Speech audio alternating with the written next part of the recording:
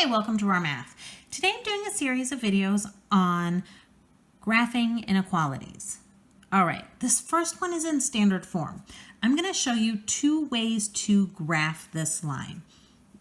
My favorite way is to graph the intercepts. I'm going to say, hey, what happens if x is 0? And I'm going to turn this into an equality for just this first part. If x is 0, then negative 4y equals negative 16. And if I divide by a negative 4, y is equal to 4. So 1, 2, 3, 4. Okay, well, what if y is equal to 0? If y is equal to 0, then 2x equals negative 16, and x is equal to negative 8. 1, 2, 3, 4, 5, 6, 7, 8. Okay, there's no equal sign, which means this graph has a dashed line. This is one of the only times I approve of 2 points to graph a line. And now I have to decide if I shade above or below. So I'm going to test a point. I'm not testing, I can test any point I want. So I could test the origin, but I'm going to test something more interesting. I'll test 3, 3. So I'm asking is if x is 3, so 2 times 3, and y is 3 minus 4 times 3, is this less than negative 16? Is this a true statement? So is 6 minus 12 less than negative 16? So is negative 6 less than negative 16? That's a false. If you get something and you're like, I'm not really sure, try a different point. If I had tried 0, 0, I would have had 0 is less than negative 16. And that one might be a little more clear because it's pretty easy to see that 0 isn't less than negative 16. I'd rather have $0 than $16. So this is also false. And any point we test over here is going to be false. If you want to double check, you could test something over on the positive side. So like 0, 7.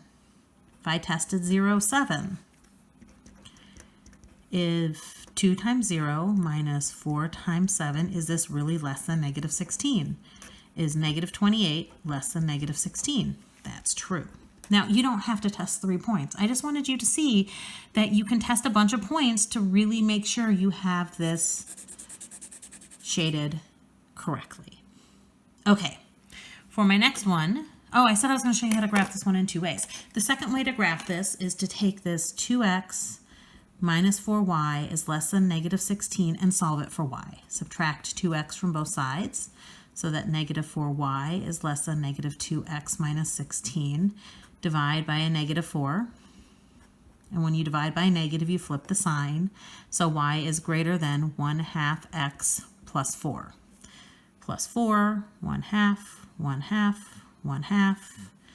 You see, we're getting the same line. It comes out exactly the same. And the shading would turn out the same as well. I like doing the intercepts. You can also do this in a shortcut where you cover it up. X is negative 8, y is 4. That's the fastest way to do it.